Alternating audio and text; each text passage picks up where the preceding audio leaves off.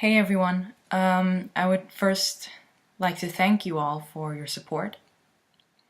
Thank you for all the loving words, the kindness, the prayers, and of course, just the fact that you guys offer your help in any way that you can help. That I'm allowed to turn to you for support. That alone soothes me and makes me feel a whole lot better in this difficult time. So thank you so much for that. And I also would like to thank David Wood and his team for their incredible support. I mean, just the fact that he shared my video on his pages. And also, just that you're all here, that you're here with me, that we're doing this together. That means so much more to me than you can imagine. So thank you. Keep posting comments, keep posting, tips on what you want me to talk about, and I'll see what I can do. And hopefully I'll get better at this. So, today I want to go straight into the question that, let's see if I can find it. Yeah, there. Marcus asked, what made you realize that Islam is a lie? Marcus, a lot of things made me realize that Islam was a lie. And it was a process of a lifetime. First, you have to understand the very nature of my abuse. It wasn't physical. Nobody beat me. But it was mental and it was emotional abuse. It was from an early age in my life that I was being taught that I am not my own person. I don't have the freedom of doing what I want. Everything has a social consequence that you always have to take into account your reputation and how your family feels and thinks about certain decisions, and that you're not to question your faith, you're not to question your principles, your traditions, but you are to, you're loyal or you're not. There's black or there's white. And that, you were always shamed into doing things. You were shamed, you were guilt-tripped, you were, pretty much scared into a certain belief system. Every time you wanted to deviate from what you thought was the truth, every time you just started to question a certain value, there would be so much people who went against it. There would be huge interventions, you can't believe this, and it started, all of this started early. And for me, my family, they had this controlling thing. They wanted to control me and control the outcome of my life and make sure that I do that which is right for me according to what they think is right for me. And this sort of, when you explain it that way to people from Middle East, they usually tend to think that this is a cultural thing. Oh, it's just, culture. But that's the problem, is that abuse has become a culture. Abuse has become a religion, faith system. People base their whole entire beings on abuse. And I have many reasons as to why I can see how Islam and honor culture, they walk hand in hand, because they're both abusive. They're about control. They're about taking away your freedom and kind of pushing down the woman so that she's less worth than the man. She has less rights. One woman or one man is like equivalent to two women, things like that. And that you are, from an early age, you're taught to remove all of your desires that are natural as a woman, your desire to be a woman and embrace what it means to be a woman. You're taught early on not to have that, and that, there's something shameful and dirty about being a woman. That the more you are like a man, the more masculine you are, the more you kind of submit in a bad way to the man. The more God will reward you. The more you cover up your beauty, the uglier you look superficially, the less you care about your appearance, the better. And There are so many of these values that you are taught from an early age, and you're brainwashed into these things. Imagine, this is not one person. This is a family. This is a community that keeps telling you this over and over again. So what happens is you are brought up as a person who is not in control of his or her own life. And you become like this bird in a cage. I call it the bird in a cage syndrome. It's basically that your whole entire mentality, it's dependent on what other people think and feel about you and what you do. If you were to question and someday just see that you're in that cage and you would try to flee from it, you are in for so much difficulty. And you will have to have your family leave you and mistreat you. And once you've left this cage, you won't be able to fly. You won't know how to coordinate yourself in society. You won't know your rights, your laws. You won't know how the government or other people can help you in your situation. You don't know that you are in the very midst of an honor culture. You don't know that Islam is based on abuse. You don't know these things. So you are you're left in the dark to a lot of these things that are obvious to everybody else. And the word honor is never even mentioned, the bad honor kind of thing. It's never mentioned. And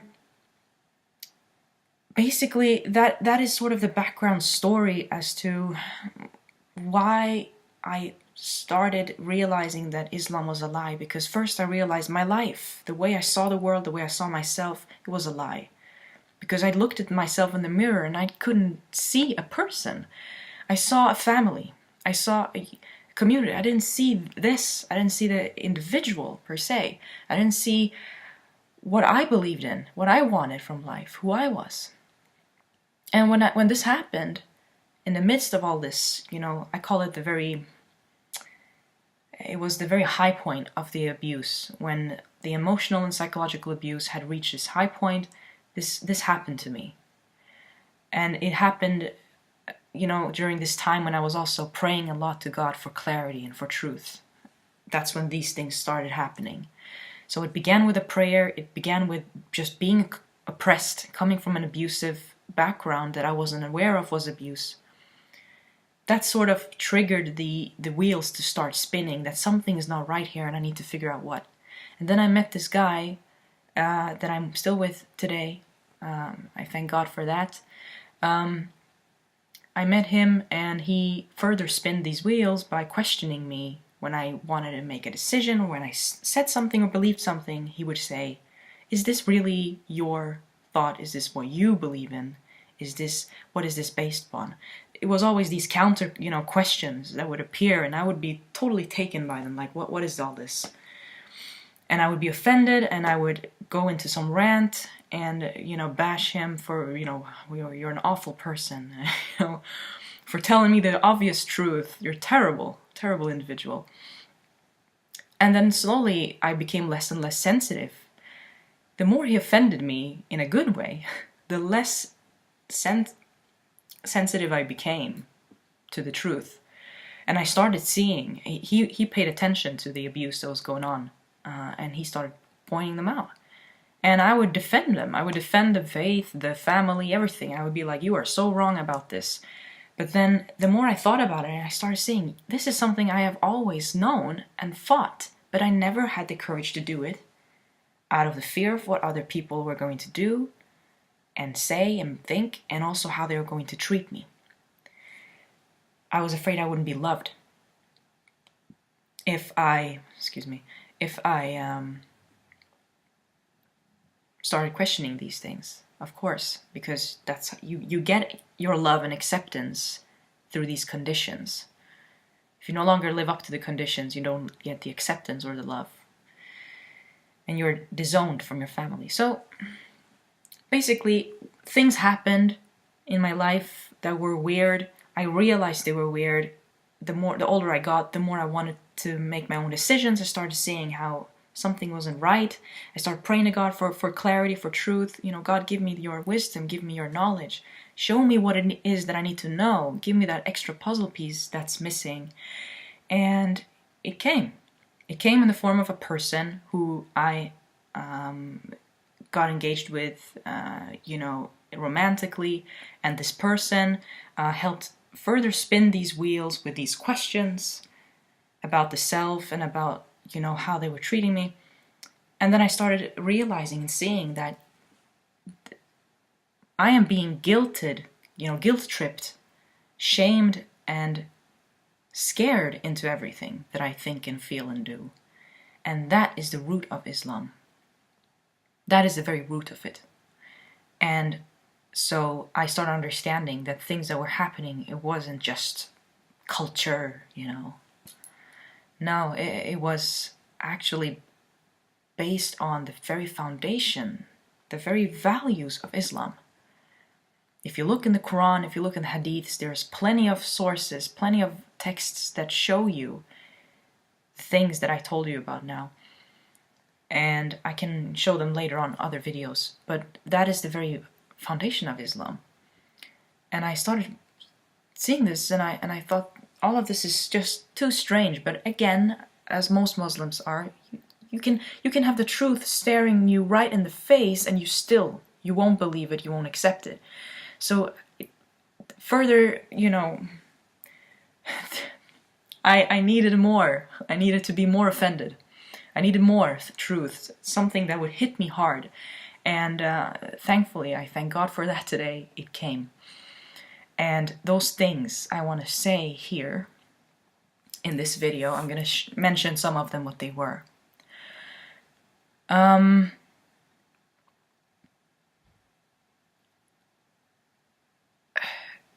Yes, okay, so what I just described for you guys, the background story, what this eventually led up to was a total confusion in my faith.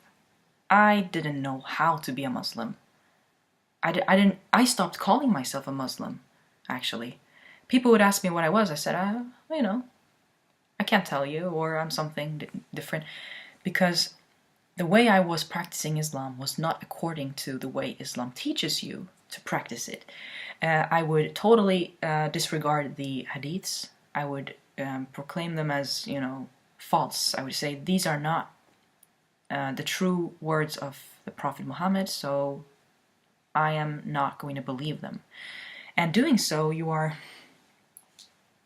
kind of stuck, because you start realizing that you cannot do it alone with the Quran, even though the Quran says that you can. You start seeing that there are many details to the way you practice the faith that is mentioned in the hadiths that is not mentioned in the Quran. So you start seeing that there is just not enough. There's not enough, proper guidance here. Everything is inconsistent. You have some verses that, kind of, they tell you to do a certain prayer, but they don't tell you how. And then if you look earlier on in the book, you see that it says to follow the Prophet as your model for how to practice your faith. And so you kind of, you're left in a very awkward position. That's what I'm trying to say here. So I got to a point, sometime before I met this guy, I got to a point where I started calling myself a Quranist. I said, I'm no longer a Muslim, I'm a Quranist. And Muslims would say, you can't call yourself Quranist. I mean, you're either a Muslim or you're not. And I said, no, look, hold up. I was like, being a Muslim, a true Muslim, is not the same thing as the Islam that you know of. And they would be like, what are you talking about? We know the real Islam. It's the Hadiths, it's the Quran. What are you talking about?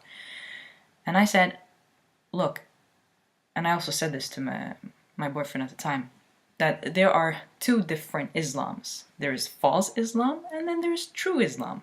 True Islam totally disregards the Hadiths. False Islam regards the Hadiths as part of the scriptures.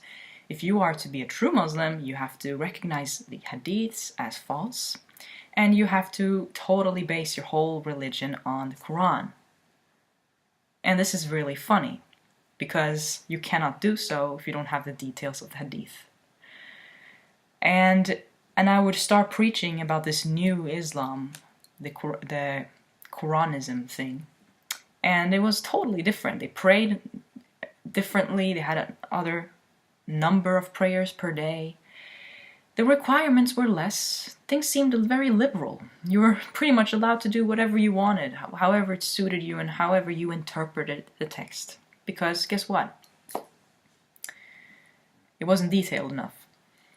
And so I started thinking that I was this new revolutionary Muslim called a Quranist, and that being so would mean I would be more peaceful, I would be a better Muslim, I would be a more adaptable Muslim, like, how do you say it? Like, I would be more suitable it would fit today's society a whole lot better. That's how I thought, if I were to be this kind of Muslim.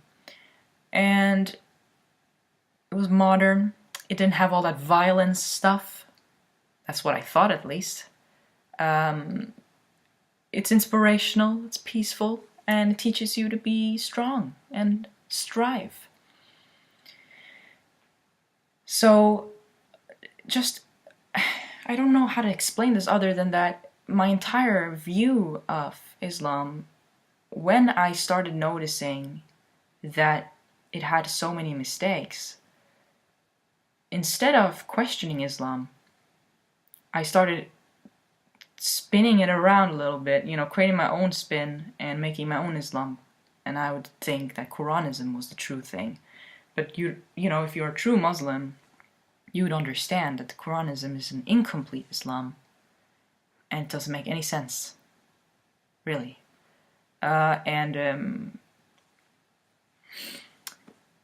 So I started preaching that Quranism was a collective of the three monotheistic religions. I thought of the way I read the Quran, the way I interpreted was that, you know what? The Quran is pretty much, it's a book that kind of wants to unite all these other books. And it totally removes the whole notion that there's Judaism, there's Christianity. It removes this. And it wants to unify all the Abrahamic religions and call them, all of them, as one religion under God, under Abraham being the man you look up to. And that we are to view Islam as sort of a collective, like a summary of all these religions. So that's how I saw it. That was my thought. And I mean, by all means, it makes perfect sense if you look in the Quran and you see that in the very beginning that's how it's being taught. The very first chapters, that is the message. The message is that people who say that there's Christianity and that it's not like Islam and stuff like that, you're not to pay attention to those things. Man, there's so many things. I get a headache just thinking about this. But what happened was, I'm really trying to keep this video short, it's impossible. What happened was that this guy that I met, he poked a hole in this theory. He said, your Quranism theory is total bull. You can't hold on to this because it has so many mistakes. And I said, how? How? You have this book. It says good things about all these monotheistic religions. It unifies all of them. It says it's the one book for all of them, that we are to believe in this if we truly are Christians and Jews. And that somehow it's updated and it's the better version of them. That the other ones have been kind of altered over time. And that, that Islam speaks well of Jesus and all the other people mentioned in the Bible. It speaks really well of them. It's just that, we are not to believe that he was crucified. This makes no sense now when I think about it, because the very idea, foundation of Christianity is that Jesus was crucified and that this saved us. And, it's sort of centered around that event. and a lot of things in the Old Testament leads up to that. So it's funny how they totally want to disregard this. If you do that, you're saying pretty much the entirety of Christianity is just bullocks. It's made up. And at the same time, as a Muslim, you are taught that you are to trust the scriptures of the Bible, that they are also part of God's book. Do you see how it's contradicting itself in so many ways? So all these ideas kind of together made me start questioning Islam. And also having that partner who would constantly be on to me and be like, look, I can poke a hole in your theory. And I would be very defensive, and I would be totally against it and offended, because he would call Islam a religion of, Satan, or, this is satanic. It's devil worship, and it's not the same God of that of Christianity. It's not the same. Hearing those two things really angered me, because I thought, I am the most peaceful person there is. I wouldn't even hurt a fly. And you're sitting here telling me that it's a religion of Satan. And I'm praying to the same God you're praying to. And you're saying they're two different. And I would have to say that was the beginning. That's the beginning of how I discovered that Islam was a lie.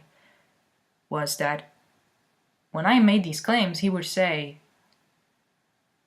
answer me with that they're not the same God, and there's true evidence for that if you look at how the God is represented in the Bible and how he's represented in the Quran, and what he says in these different scriptures.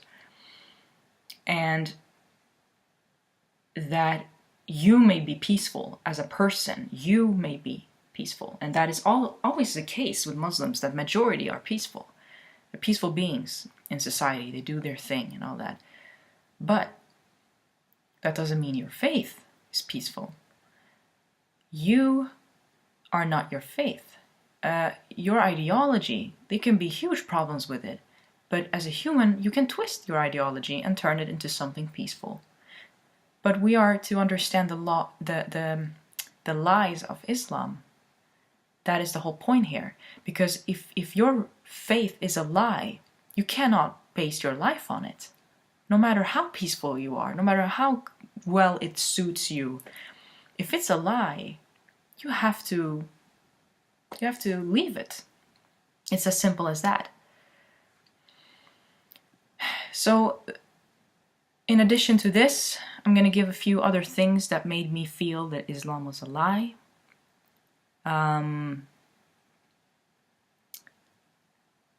That basically, I'm just looking through this list. I already explained the abuse.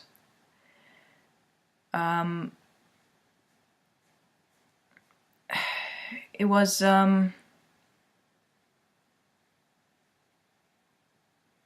just understanding that the nature of Muslims was grounded in Islam, like I already mentioned to you. The bad nature of them was grounded in Islam, that it was actually Islamic values, that Muslims were more prone to sitting, gossiping, bashing other religions, judging other religions. They were more prone to do this and proclaiming themselves as true followers of God and all that, this whole arrogance about them, that you couldn't have a normal conversation with a Muslim without having to participate in some bashing and judging. They didn't understand the concept of unconditional love. They didn't have that, and they denied it. In Islam, you deny that kind of love.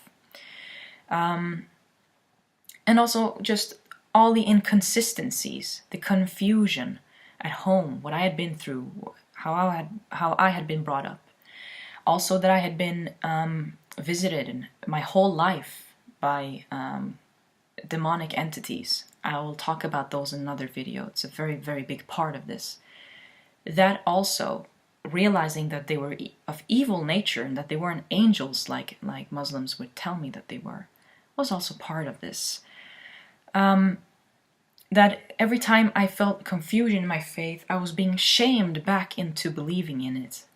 And that my the hauntings, the demonic hauntings and such, got worse when I felt that I distanced myself from my faith. And then they got less. The hauntings became less when I went back to my faith. Very, very strange coincidence, in my opinion.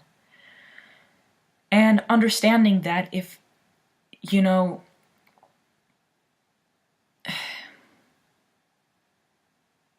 that if you cannot have a relationship with your God in prayer, prayer is pointless. I'd always struggled with it when I wanted to pray to God. I didn't feel a relationship with Him. I couldn't connect with Him. That instead I was trying to force some kind of like euphoric feeling through my own emotions, through shame, through guilt, and things like that. I would try to force a feeling in prayer, but I never felt connected to God in the prayer. Because A, it was incredibly ritualistic, B, I didn't understand what I was saying. And C, there were rules on how you could talk to God. You couldn't talk to Him the way I'm talking to you right now. That wouldn't be acceptable. It would be shameful.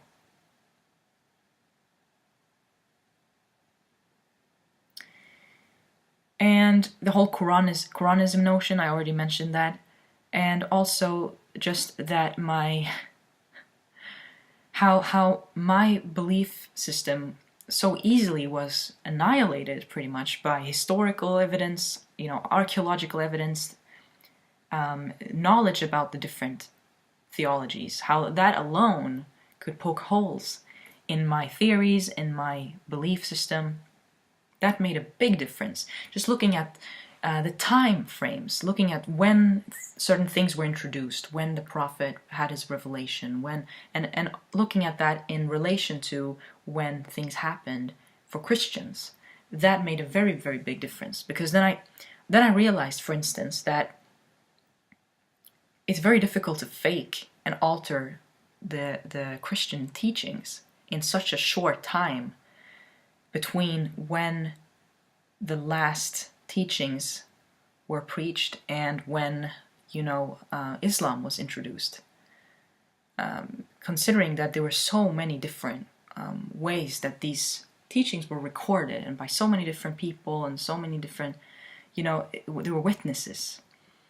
And the fact that I would believe in this prophet who just spoke to people, that he just basically wanted people to believe him simply from having had revelations from an angel that they hadn't seen, and just telling them that he could see this other world and how evil things were. He could look into hell, and that frightened him so much, and that he warned his people, like things like that. But they never really saw what he had seen. They couldn't really see any miracles. It was all talk. And if this had happened in today's society, probably this person would have been proclaimed as, someone mental. They would have said, you know what, you're schizophrenic. You're making this up. That's what they would have said in today's society. Yet they believe in this, that this actually happened. I cannot believe that I believe this.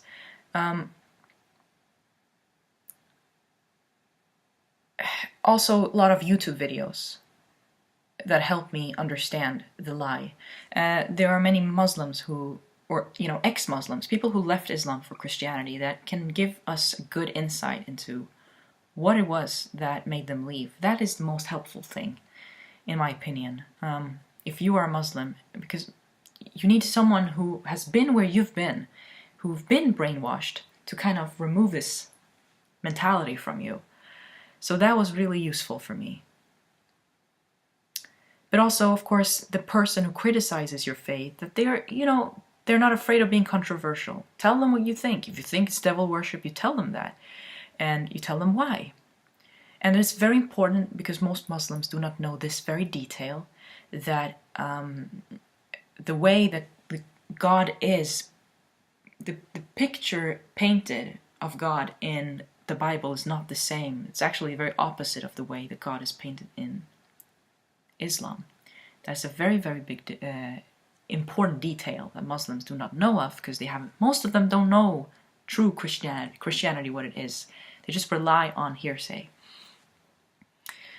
And just how true, biblical Christianity is pretty much against the things that Islam teaches. That it's just against that Islam even exists. That's something that you have to hear to see the lie of Islam.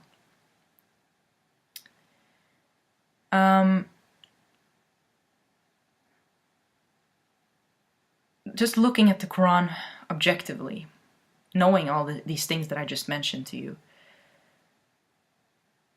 and not turning the verses about hatred and violence into something that was some telltale from some battle at some point, but see it for what it is. It's actually commandments written in the law book about ways that you are to treat non-believers with violence, with abuse,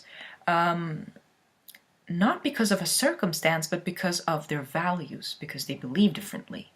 And so that means that in today's society, the circumstance hasn't changed. You are to still behave that way. And it's not mentioned that it's supposed to be some kind of self-defense, but it's a commandment. That's how you're supposed to treat them. That made a huge difference.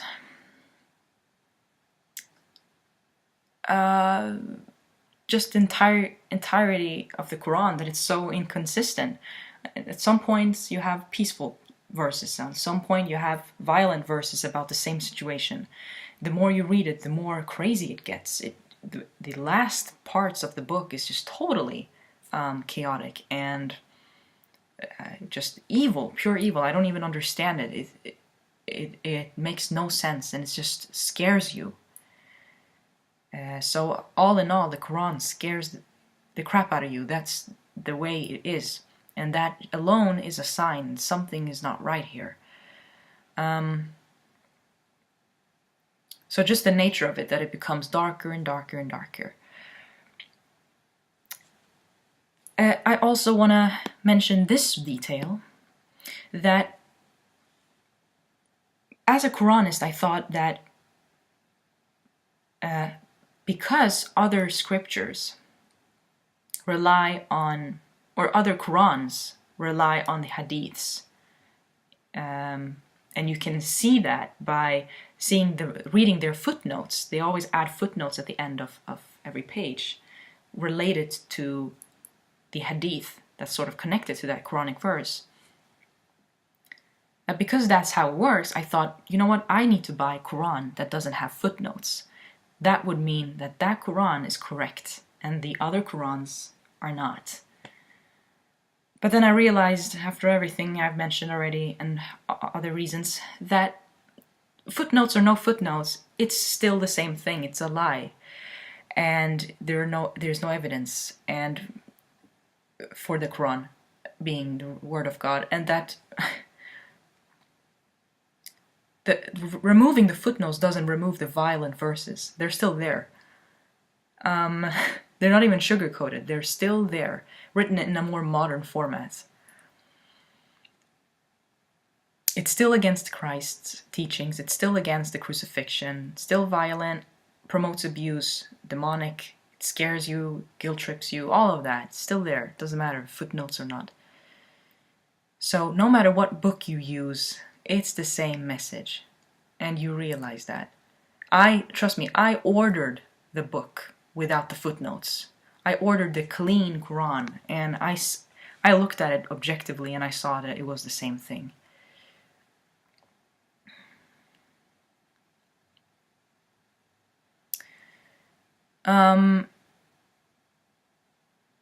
Also that, this misconception that the Quran, it was different from the hadiths. It's not.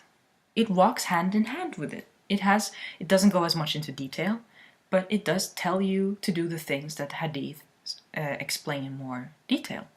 It really does. I didn't know this because I didn't read the Quran objectively. I looked at it assuming that the verses about violence was something historical, and also that every time a word fight was mentioned, I looked at it as, oh, they don't mean actual fight with violence. No, no, no. They mean striving. They mean never giving up, being persistent, and you know how the message you learn through these Rocky movies, for instance, that is how you interpreted the verse fight. Without taking into account that after the word fight was mentioned, there was always something about killing. And it had nothing to do with some kind of spiritual fighting spirit. It was about actually fighting. I think I found like 30, 40 sentences about fighting. And I printed them and I made a poster about them, and I was like, this is going to be motivational. I'm going to look at this poster every day and it's going to inspire me to struggle and never give up. And you could see in every sentence, like, there were parts of it that mentioned actual killing and things. That we're so Muslims. You're so delusional. You really are. I know, because I was so incredibly delusional. I'm sorry for the length of this video, guys. It's gonna become 40 minutes or something like that.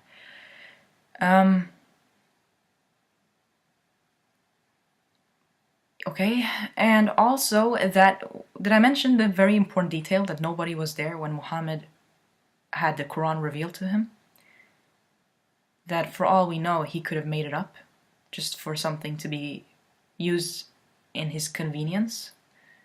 It could also have been true revelation, but it certainly was not from God. It was probably from some satanic, demonic entity, if not from Satan himself. Why else would he want to bash the authority of Christ in the Quran? Why would he want to put Christ on the same level as everything else? And make him some form of messenger, unnecessary, pointless messenger of God that only existed to tell people that, look, everyone, here is the book. And the book is what you're supposed to follow. Goodbye, I did my job. That is what they think his job was. That's why he died, right? That's why they wanted to kill him. Because he told them what they wanted to hear. No! It doesn't make sense. Obviously, they got angry with Jesus and they wanted to kill him, and they crucified him because he pissed them off. He must have said something that pissed them off. I'm sorry, I'm just so frustrated with Islam.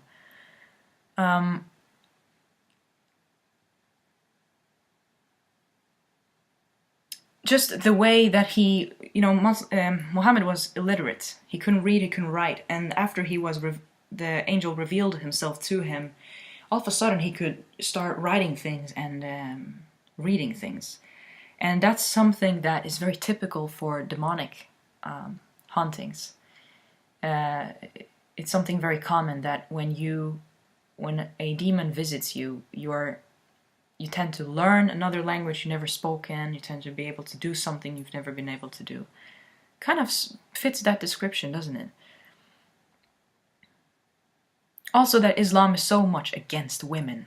It likes to take the whole notion of being a woman and just, force it into like mashed potatoes. It doesn't want it to exist.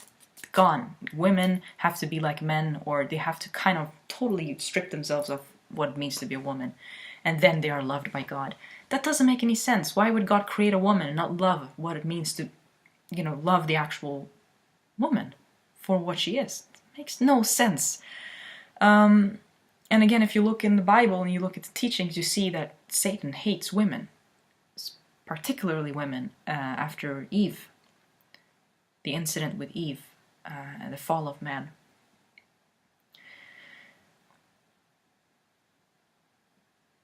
I hope I'm finished soon so that I don't bore you guys.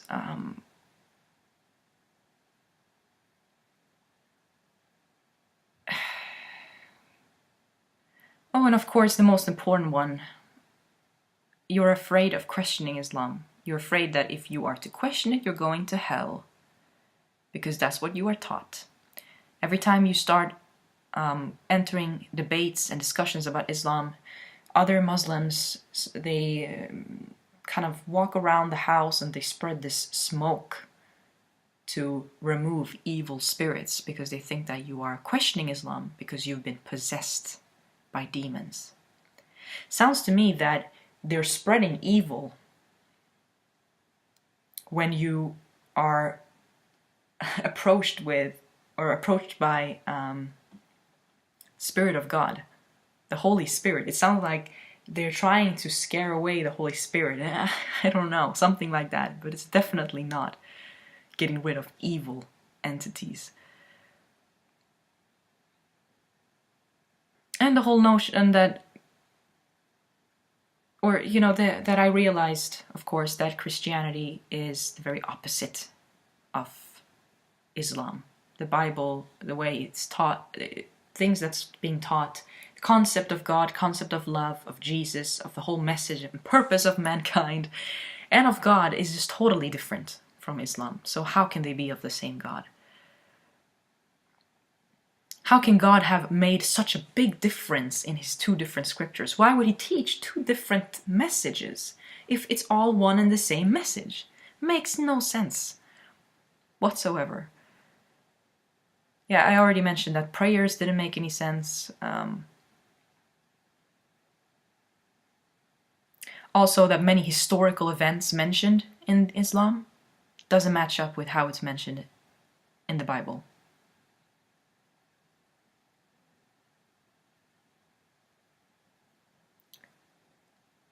I think I have covered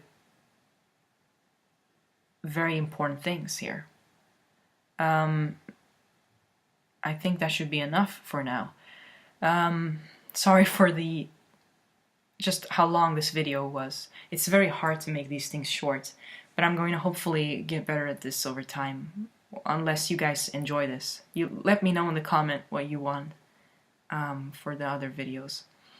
Thank you for watching, and God, it's so frustrating.